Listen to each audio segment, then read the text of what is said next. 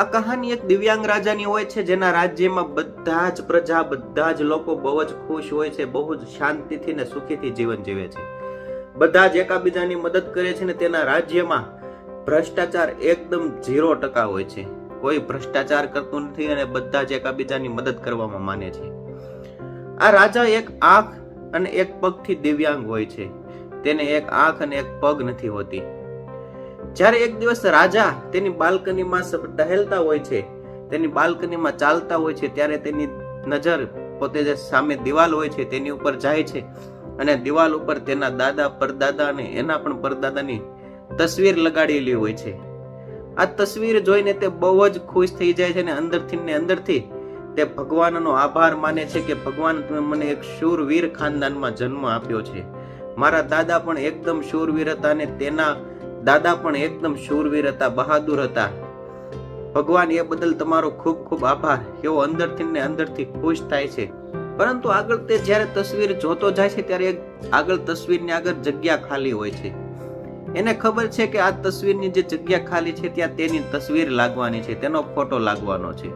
ત્યાં જોઈને બહુ જ ઉદાસ થઈ જાય છે કે હવે આ તસવીર મારી લાગવાની છે. પરંતુ એને એ દુઃખ નથી કે હું મરી જઈશ પછી મારી અહીંયા તસવીર લાગશે, એવું એને દુઃખ નથી. દુઃખ એને એ વાતનું છે કે આ તસવીરમાં હું કેવો લાગીશ. હું એક આંખે આંધળો છું ને મારે એક પગ પણ નથી, તો હું મારી તસવીર કોઈક જોશે તો તેને આ શર્મજનક લાગશે. એટલે તેને મનમાં વિચાર આવે છે કે હું જીવું છું ત્યાં જ હું આ જગ્યા પર મારી તસવીર લગાડી દઉં. એટલે બીજે દિવસે તે પોતાના મંત્રીને કહીને પોતાના શહેરમાં, પોતાના રાજ્યમાં ઢંઢેરો પીટાવે છે ને કહે છે કે જે ચિત્રકાર મારી સારી તસવીર બનાવશે તેને હું મું માગ્યું ઇનામ આપીશ અને સારો એવો પ્રોત્સાહિત પુરસ્કાર કરીશ. એટલે બધા જ ચિત્રકારો વિચારમાં પડી જાય છે ને કહે છે કે હવે આપણે ઇનામની તો વાત રહેવા દો, પણ જો મહારાજાનું ચિત્ર ખરાબ બની જશે તો કાંઈક આપણને ફાંસીની સજા ના કરી દે, કાંઈક આપણને આજીવન કારાવાસની સજા ના કરી દે. એટલે જે પોતાના રાજ્યના ચિત્રકારો હોય છે, મહાન ચિત્રકારો હોય છે, તે કોઈ આગળ આવતું નથી. આ ડરના લીધેથી કે રાજા કંઈક આપણને સજા ના કરી દે. આપણે સારું ચિત્ર તો નહીં બનાવી શકીએ, પણ જો ખરાબ ચિત્ર આપણીથી બની જશે તો રાજા આપણને સજા કરી દેશે. એવા ડરથી કોઈ પણ ચિત્રકાર આમાં આગળ આવતું નથી. પરંતુ એક 16 વર્ષનો છોકરો કહે છે કે મહારાજ, મને 24 કલાકનો ટાઈમ આપો, હું તમારું સારામાં સારું ચિત્ર બનાવીને લઈને આવીશ. એટલે મહારાજ બહુ જ ખુશ થઈ જાય છે અને મહારાજને તે છોકરા ઉપર ઉમ્મીદ પણ હોય છે. એટલે બધા ચિત્રકારો હસવા લાગ્યા કે અમારી જેવા ચિત્રકાર મહારાજનું ચિત્ર નથી બનાવી શકતા તો આ છોકરો શું બનાવવાનો છે, એ નક્કી ફાંસીની સજા ને લાયક છે. અને મહારાજને ગુસ્સો દિલાવીને જ આ રહે છે.